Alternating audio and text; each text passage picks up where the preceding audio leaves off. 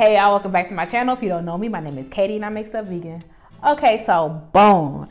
I am super excited for today's video because it made me feel nostalgic. I used to love Meatloaf, but obviously Meatloaf can't have that until I made it vegan. You know what I'm saying? It's like I made it on Sunday, so it's all like, you know, like made me feel all warm. It's all hearty and stuff. And it was super good. If you want to see how I made this meatloaf, keep watching. Also, don't forget the link to the detailed recipe will be in the description box below. Okay, let's do what it does. Let's get to it. Let's get to it. Okay, I'm gonna start off by making the meatloaf because it's gonna take the longest. So I'm gonna make a flax egg. Now, this is what vegans be using as a binder because you can't have eggs, right? So it's really cool. It's just science. You add water to flaxseed and it becomes gelatinous. So I'm gonna put that aside. It takes about 5 minutes for it to do its thing. I'm taking a 1 package of the Beyond beef round. It's one of my favorite meat alternatives, super realistic without being like, you know, gross. Okay, some panko breadcrumbs because I like them. You can just use regular breadcrumbs if you'd like. And some chopped onions because like, would it even be Katie makes it vegan if it wasn't no onions in there? You know some onions was gonna come in there. Oh yeah, and a whole bunch of garlic. Yeah, I use like 3 tablespoons because that's my business. Garlic is so good. It don't even have to be that good. Like it has no business being that good. Okay, I'm taking black pepper, a whole bunch because I don't want it to be fresh. I want it to be seasoned. You know what I'm saying? I want it to be doing this thing. Some oregano, some seasoned salt. A word of caution, don't go OD on the seasoning because the Beyond meat is not salty, but you just don't want to be looking crazy. Okay, so don't OD on the seasoning. On like the salty stuff, but I went OD on thyme. You know, it's one of my favorite, you know what I'm saying, herbs, fragrances. Is that a fragrance? Aromatic. You hear me? Not a fragrance. And some smoked paprika. You know, for the one from TJ's because it be accessible and it's good. And some parsley, really for aesthetics. Because what does parsley really do if it's dried? And garlic powder, because garlic and garlic powder, period. Okay, so I'm gonna add that. You see the texture of the flax, like it got all like thick, cause she thick, thick. Boom, boom, thick. I'm gonna add it on top. It might not look great, but it's not about how you start. It's not about the process. It's about how you finish, man. So just stay with me, okay? Don't give up on me.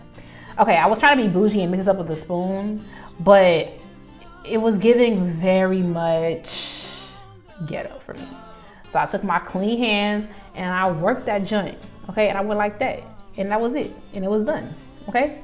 And I mixed that up, and you make sure you get everything all, you know, well incorporated. You know, make your chemistry teacher proud, okay? Mixture, any place, it's a good mixture. You see me? Okay, I didn't have a loaf pan, wasn't finna buy one. I almost did, and I was like, Katie, don't. So I'm using this oval pan, and it was perfectly fine, okay? Taking some nonstick spray. Not sure if I needed this, but I think it would depend on your pan. The thing with the Beyond products in general, they give off quite a bit of oil. So I'll also recommend putting this on a pan. Like even if you had like a regular loaf pan, put that junk on a cookie sheet or something. There she go, period. So it doesn't overflow in your oven, now your whole place smoking, you looking crazy. We don't want that, okay? What's meatloaf without some mashed potatoes? So I'm gonna make some. So I peeled 2 Idaho potatoes, 2 big ones. I'm just cutting them into some cubes.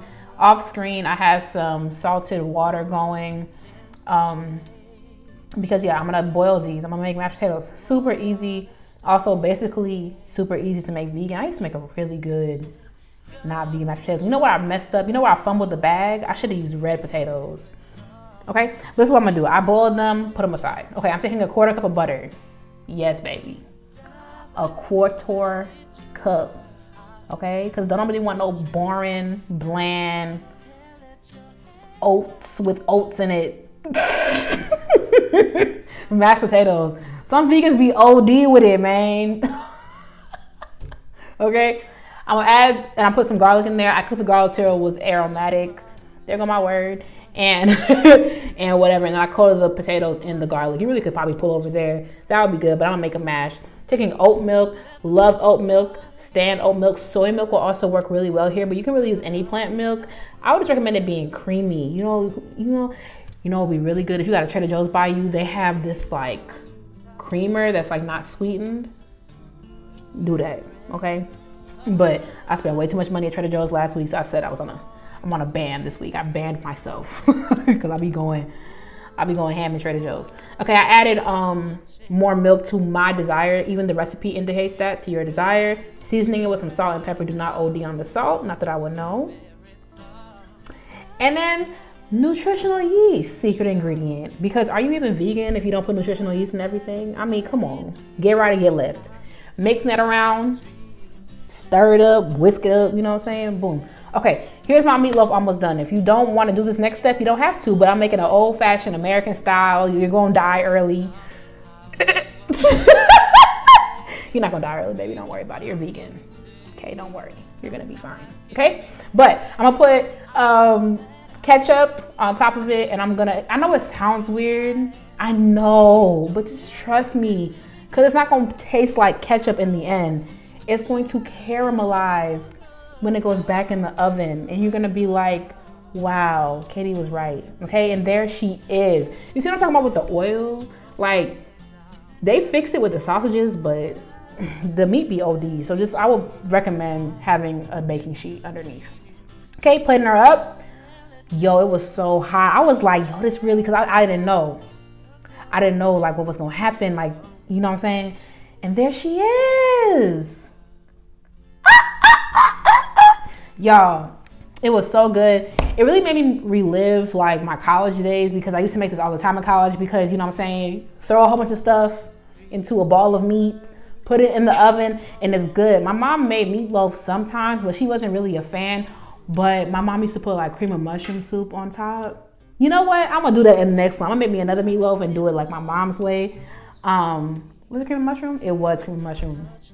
Yup. But either way it goes, it was super nostalgic for me. I hope you give it a try. Don't forget the link to the detailed recipe, all the measurements, all your directions, period, everything you gotta know, everything you gotta do.